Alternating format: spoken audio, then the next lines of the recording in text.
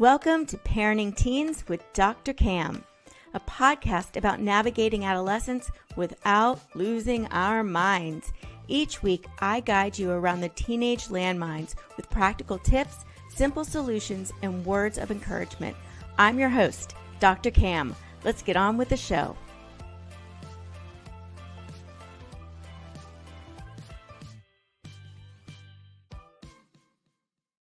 This week, in recognition of Pride Month, we're talking about understanding and supporting our non-binary and transgender children. Although the LGBTQ+ community has gained more acceptance and support over the years, statistics show that most people remain closeted in fear of discrimination and that transgender youth are at serious risk for depression, suicide, and victimization compared to their cisgender peers. So today I am joined by Camden and his dad, David, to talk about identifying as transgender. Welcome, you two. Thanks for joining me. Thanks for having me. Yeah, so Cam, let's start with you. Can you share a little bit of your story on when you first identified as transgender and what that was like? Yeah, so I was in college when I came out as transgender. I went to a really small private Christian college that it was a little weird with LGBT things, but overall, like the students and the faculty were always super supportive. And there's another transgender student on campus, but it didn't really click for me until my friend was like, "Hey, you got to watch this YouTube video." And I was like, "Okay, sure, whatever."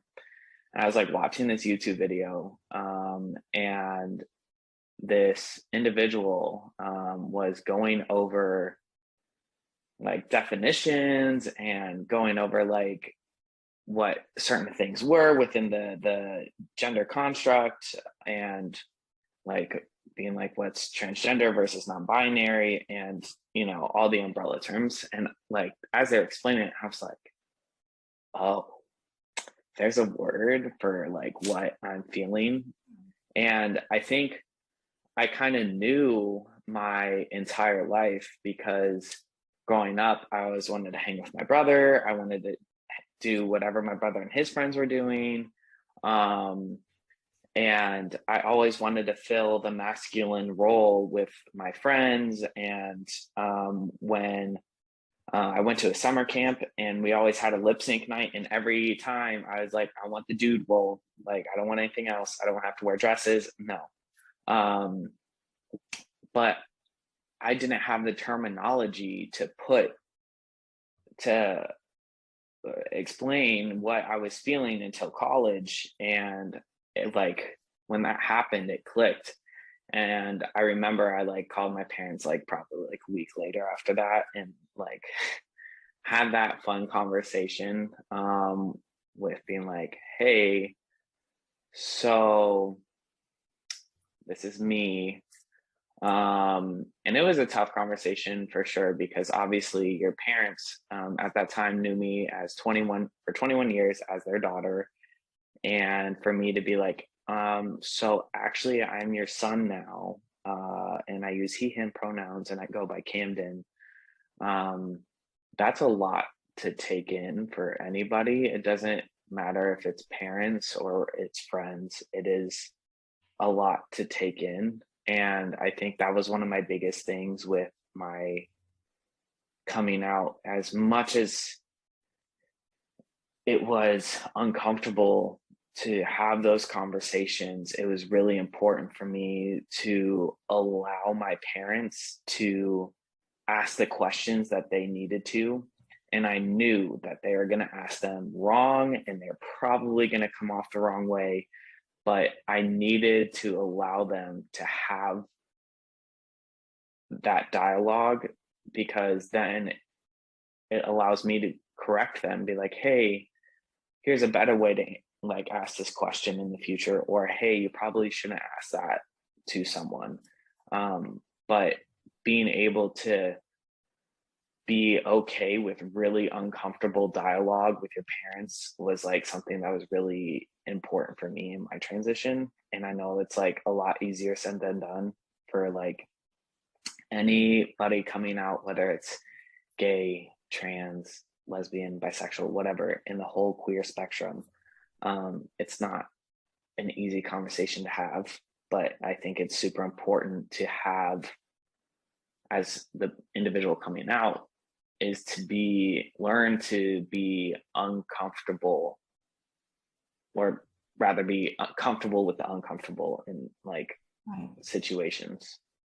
I think that's really important, is you were able to realize this is not going to be something easy to understand or accept.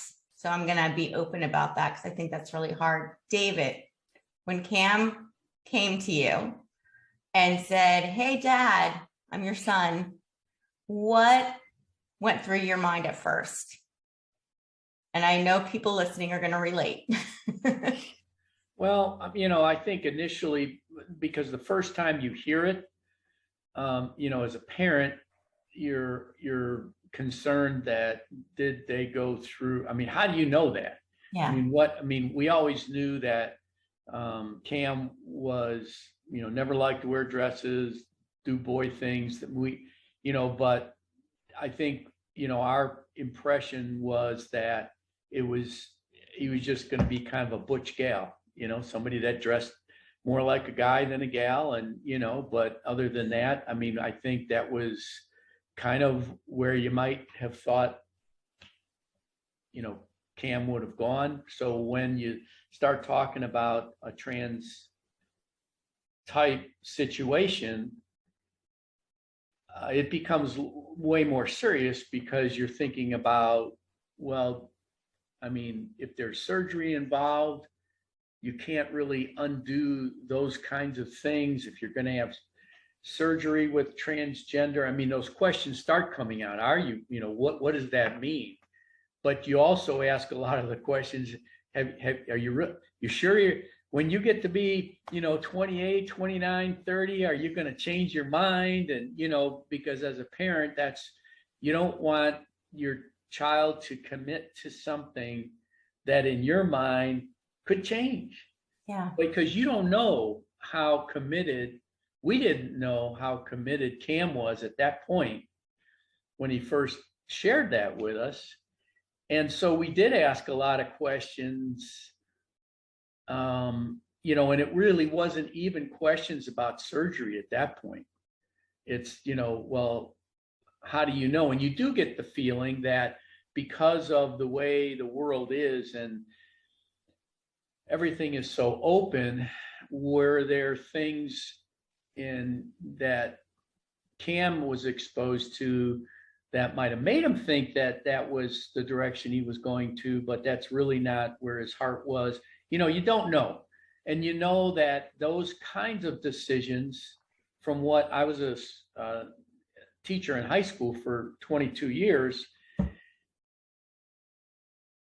and we had a pretty liberal, open school with regards to LBGQ things as schools go. Mm-hmm. But you also see the bullying that can take place. And as a parent, you feel like your child is going into a realm that's going to make life way tougher. And you never, as a parent, you never want, your child, you always want your child to be happy. And you always want, and so, you start thinking through, well, wow, I know what my experience, I know that there's people that are biased out there. There's mean folks.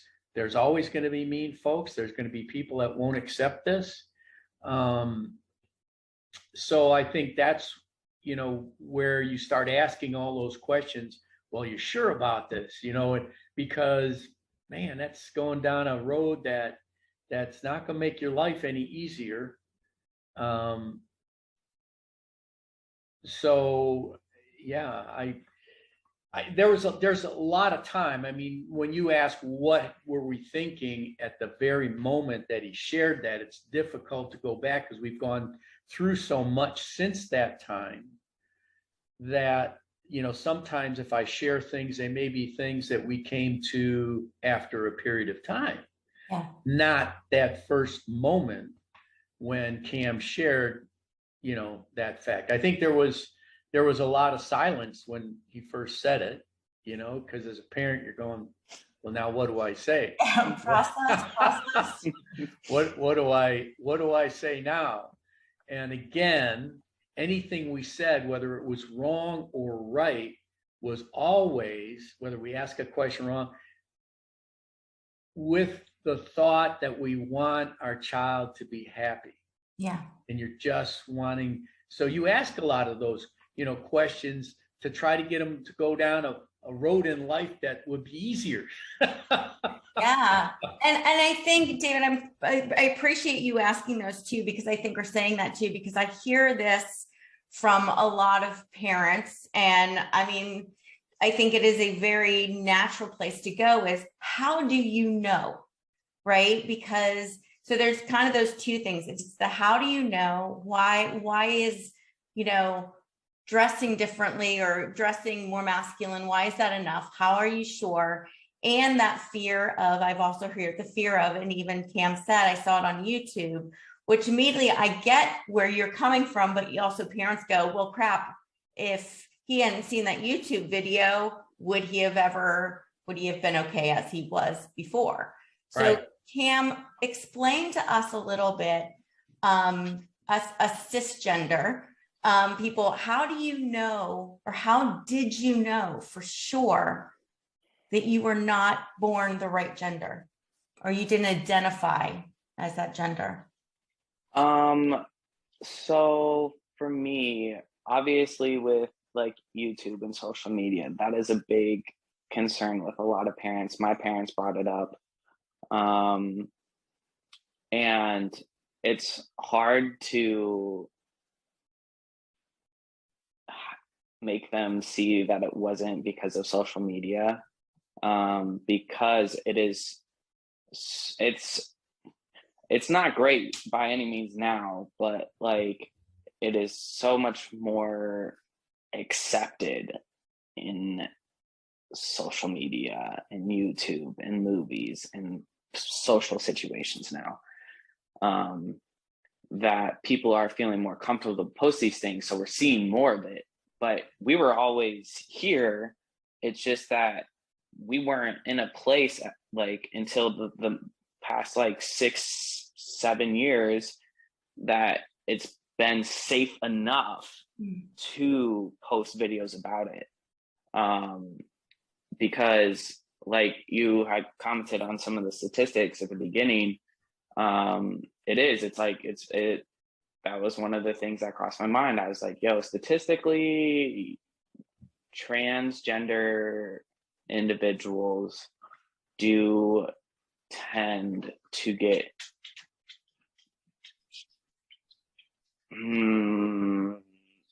what's the word I want to use? Targeted more, I guess. And it is different.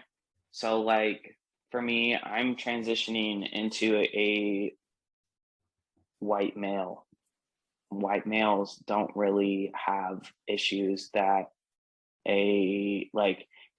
even a male to female, like a male transitioning to female is going to have way more problems than a white female to male, because socially it's acceptable to be more masculine and it's still frowned upon to transition into something feminine, because it's like there's still that hierarchy. And then you have people of color who also get a lot more targeted in their day-to-day life just because of the color of their skin, and then add on transitioning on top of that. So, and I don't say these things to like scare the parents or scare people who are trans and want to transition. It's like, hey, you just need to be aware of this, because down the road, I'm not saying you're ever going to experience it. I have yet to experience any of it, but like maybe once, but like still, like it's still something that you need to be aware of, because there are people, like my dad was saying, that are stuck in their ways, and regardless of how much you sit down and talk to them and try to explain things, that they are not going to get it or agree with it, and they're just not going to like you because they don't agree. And so it's just and this is with anyone in a minority, is like, whether you're in the LGBTQ plus community, whether you're a person of color, whatever it is, like, there's always going to be someone who doesn't like you. So you need to be prepared for someone who doesn't like you and how you're going to react to that. But it took me a long time to understand how to get there. And like, for me, like, actually knowing who I was, to get back to your question, I'm sorry, I went on a tangent, but I didn't really solidify like this is it, I know, until, let's see, so sophomore year of college, and then it was like 2000, I have to do math, 2017-ish, and then I didn't actually start transitioning till 2020. Oh, wow. It was.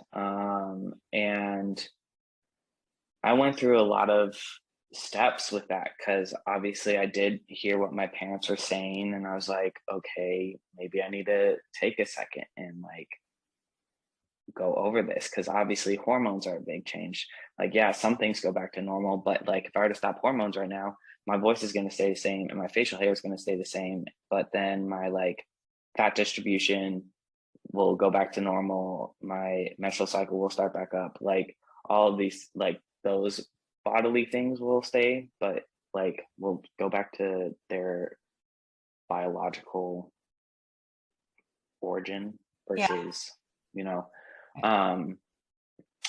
So there's a lot, because like it's a big deal with like surgeries and stuff.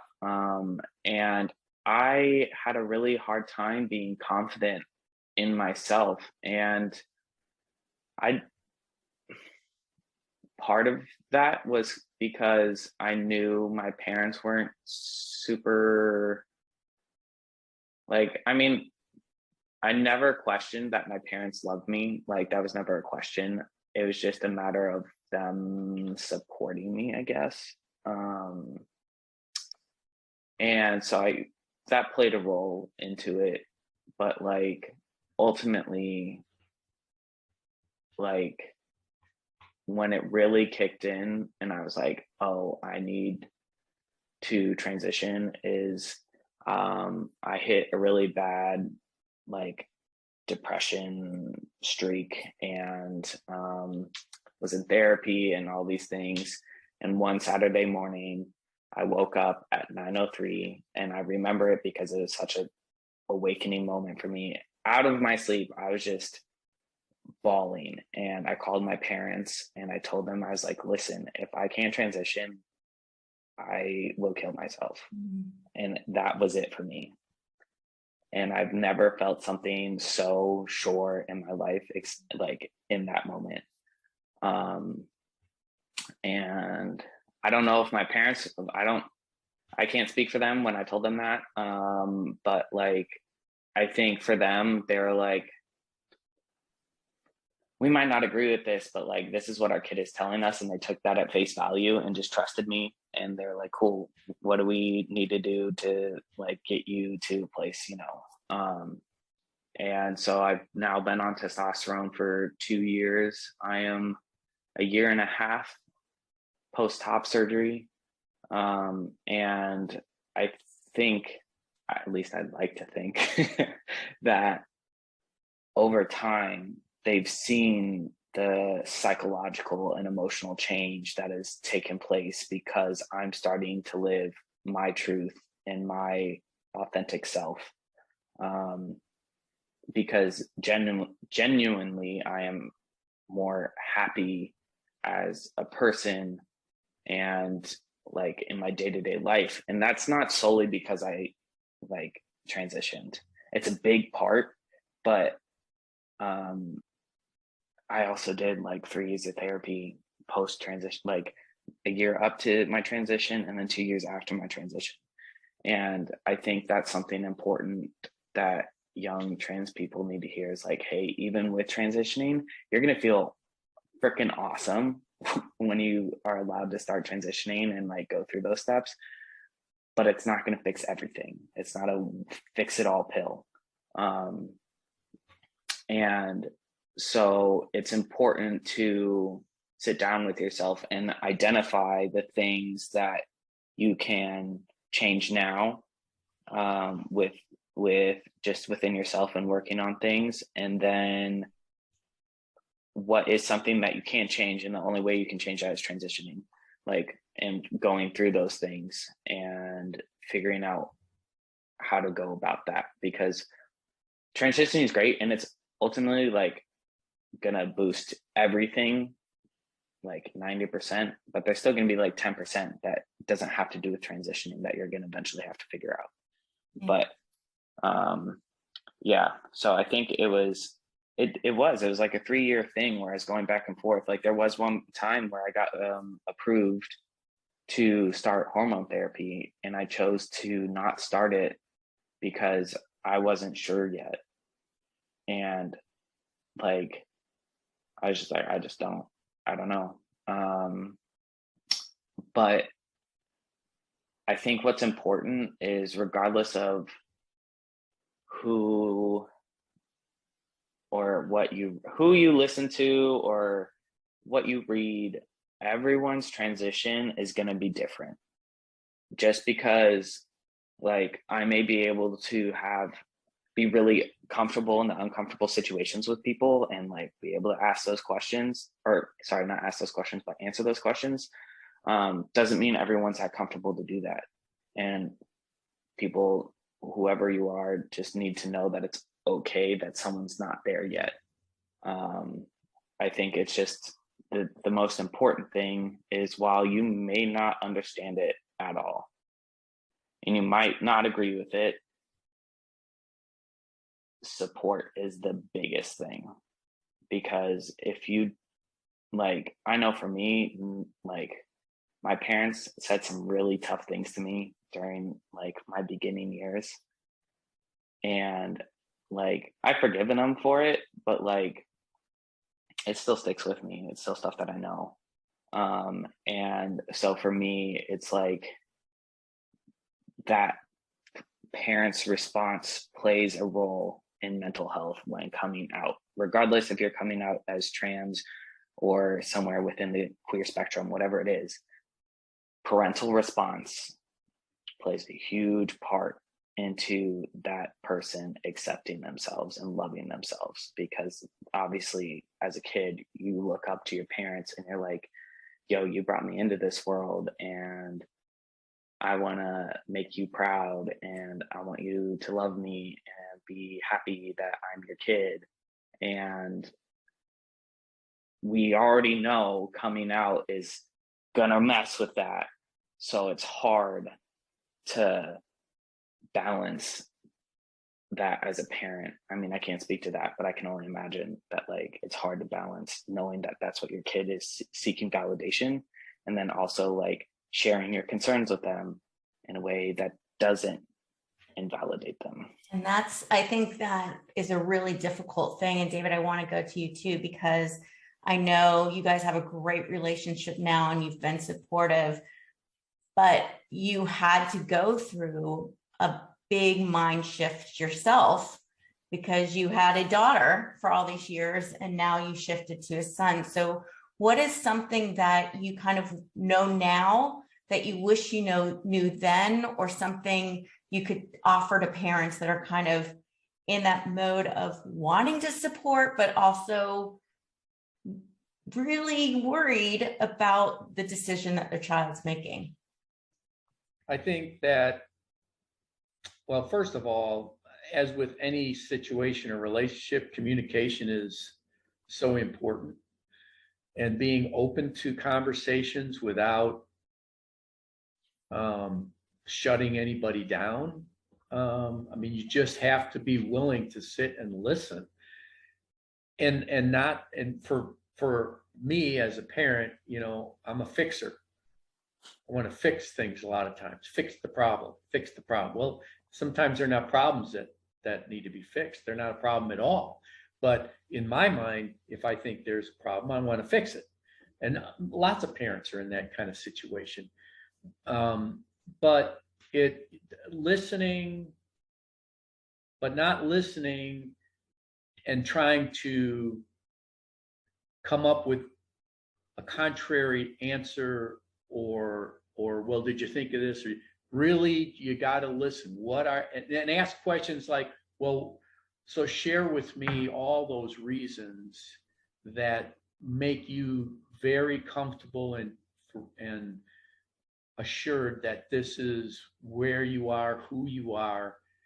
And it's difficult because, again, when it's first presented to you, it's difficult to immediately get into that mode.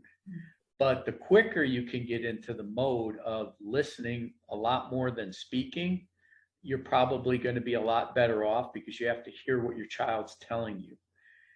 And it's not what you believe. It doesn't have to be what you like. But if you love your child, you need to listen to where they're at and what is their reality, and try to accept that sooner than later. Because otherwise it will call it. It's to this day, I can tell any parent, and based on the timelines that were thrown out, it's been years, and Mary and I still have pronoun issues. Yeah. And so for a person that's transitioning, you need to be patient with other people, cousins, everybody that was used to seeing you one way, and now all of a sudden you're another way. You don't have to like it, but you're going to have to be a little bit accepting. You can correct them nicely and pleasantly, but again, it's to this day, it'll pop out, her will pop out when we're speaking of Cam, she's, and her. So those pronouns, it's a tough thing as a parent, making that total transition, which I think Mary and I are at that point. Doesn't mean we still don't have pronoun issues from time to time, but for the most part, we see that Cam has been way happier at this point. Not that he doesn't deal with issues, and we all do, and he will continue to deal with stuff throughout his lifetime, but we just see a comfort level in who he is, and a more of a settled happiness, I guess. And so as a parent, I'm happy for that, because that's all you want. You just want your children to be happy, but you have to let them go their path. And you can't force their path, because then they won't be happy, you won't be happy, and it can get ugly. And I would just tell any parent, you just got to love your child, because I know that Cam has talked about friends that he had whose parents almost like disowned them. They don't want to talk to him.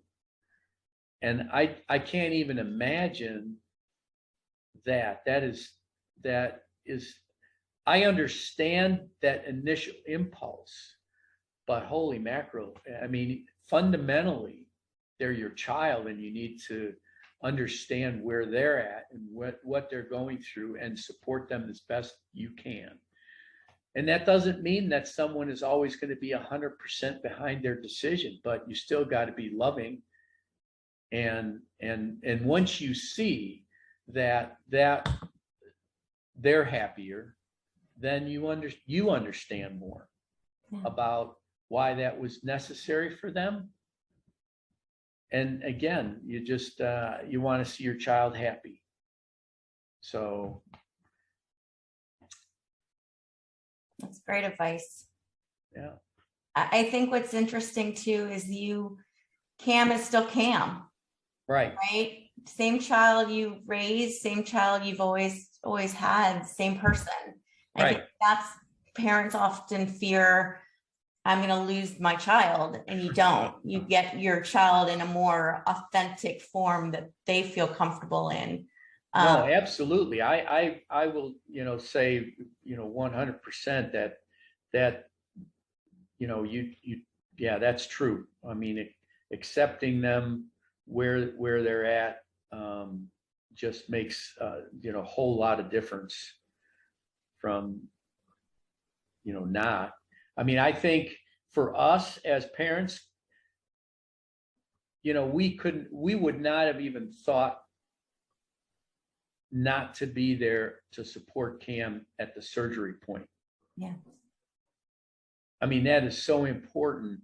And we were both there for that. We were both there for, a week and a half afterward, however long that they said that Cam was not going to be able to be on his own, supporting that, because it's as much as that's Cam's decision and he was happy about it, and he was probably one of the few people in that position at the hospital, as the doctor had said, most folks that are getting a mastectomy at that point, are dealing with other kinds of issues. Yeah. Whereas if you're transitioning, that's actually a point of happiness. You are getting to be who you are, Right. and who you want to represent. And that's something to celebrate, Yeah. which I don't know that, everybody understands that. But, I know Cam shared that with us, how much that meant, to make that change for him to be comfortable. I think what's really interesting too is, we were saying the numbers too about how, transgender are at risk for depression and suicide and things like that. But what's interesting is, and I think the reason parents are like, don't make that choice, which first of all, it's not a choice, right? Or you wouldn't make it, because it is a really hard one. But I think the other big piece of, if the parents are supportive and still loving, that diminishes that risk substantially. I mean, that risk is there because they're being rejected by their parents. So if we're saying you shouldn't do this because it puts you at risk, well, we can prevent that by accepting. And I think it's really hard. And I know too, people worry about what other people will think. And I've heard people say to people, oh my gosh, I'm so, like, to parents, oh, I'm so sorry. How are they handling that? Like their child is going through, right? So what do you say to that, David? And then I want to finish with you, Cam. But David, what do you say to like how other parents respond to you about this? I don't know that I've dealt with it enough quite yet, where I've had someone say exactly what you said, but I can say that there are times when you might feel uncomfortable. That we haven't gotten together with everybody, I don't think, in the entire family since Cam has transitioned. And I think, I am really grateful, because some of the closest family members have been very supportive. I can't think of direct family members, that haven't been interested in Cam's well-being and transition and whatnot. But I would say, if I have a parent or someone that is trying to act like, oh my, this is something, I'm sorry. Well, you don't need to be sorry, because my child is happier now than they were. And it may be hard for you to understand at this point,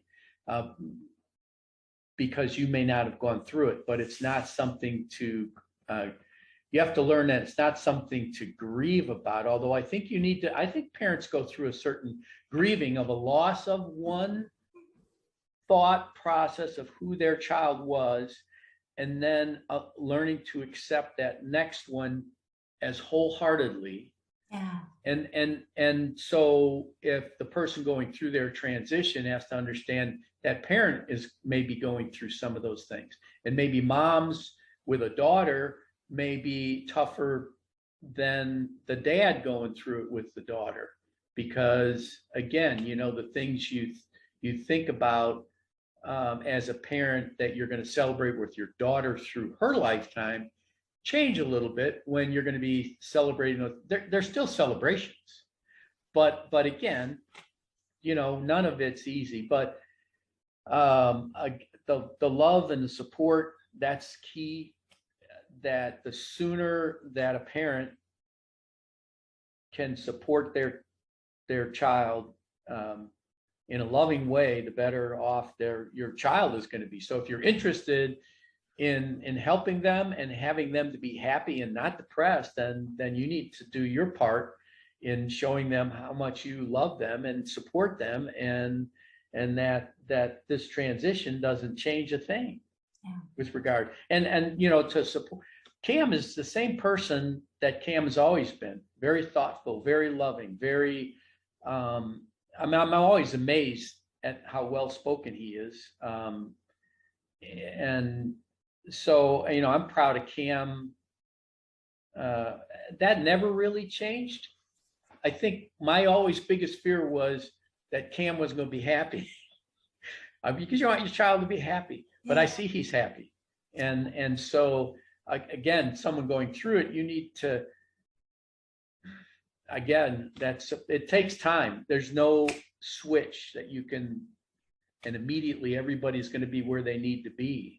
But getting back to communication, counseling, whatever facilities are out there to help you, I would encourage someone to take part in, because I think counseling and therapy help both the parents and the child to get through this thing, to understand, you know, because you don't, I mean, everybody doesn't understand. You're not always equipped to handle those kinds of things. You have a certain way in your mind that things should be. But so, yeah, seeking help and not being afraid to seek help is important.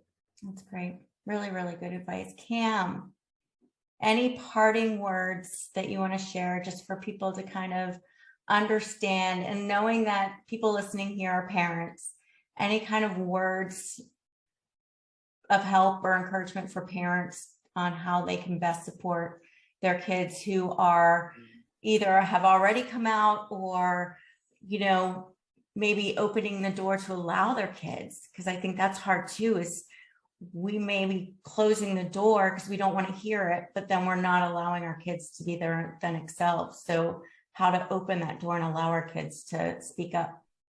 Right. I think one of the biggest things that it's not necessarily a comforting thought, but as parents, you're gonna have to come to terms with the fact that you are never 100% ever going to understand your kid, and in the sense of their transition.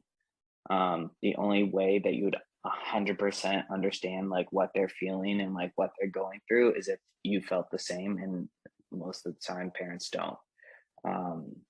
But you can get pretty dang close. So I think overall, it's really important to, like my dad was saying, is listen, and don't just listen and act like you're listening and then be like, okay, but have you thought about this and this? You need to actually, what I like to call reflective listening, is be like, hear what your kid's saying and then be like, okay, so what I'm hearing is that you feel this way, and this way. Is this correct? And then normally your kids either gonna be like, yeah, that's what I was saying, or they're like, no, I was trying to say more something along these lines.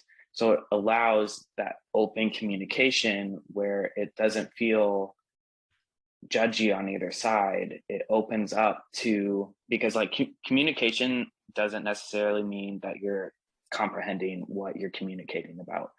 And so it's really important to have a really open mind and try to not let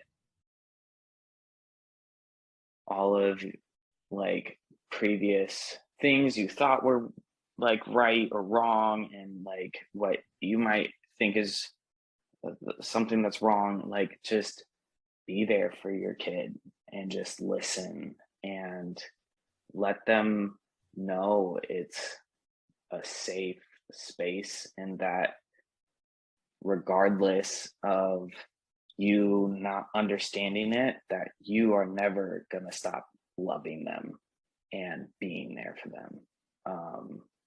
Because like my dad was saying, I do have friends who are kicked out and disowned just for being gay. And I have another friend who is still in the closet that won't say anything because he knows that the moment he says something to his parents are going to disown him. So like, it's just one of those things. It's like, there's no like one right way to be there for your kid. There's no handbook, which we all wish there was, but it's just making sure that your kid feels heard and validated and loved throughout the entire thing. And it's okay to disagree with them, and it's okay to voice that, but it's how you voice it and how you bring up your concerns to your kid. So just being aware of your tone and how you're bringing things up through the process, you know. And it's not just on parents either, because I know when I originally came out to my parents, I was very defensive. Anytime they disagreed with me, I would get backed up in the corner, and I was ready, and my like voice would automatically start raising because like I was already like, okay, they're not, you know, and that was on me.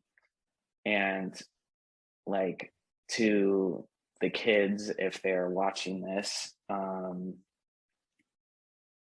be patient with your parents. They've known you for X amount of time as this person, and it does not happen in a blink of an eye to change to this same person, just with a different name and pronouns.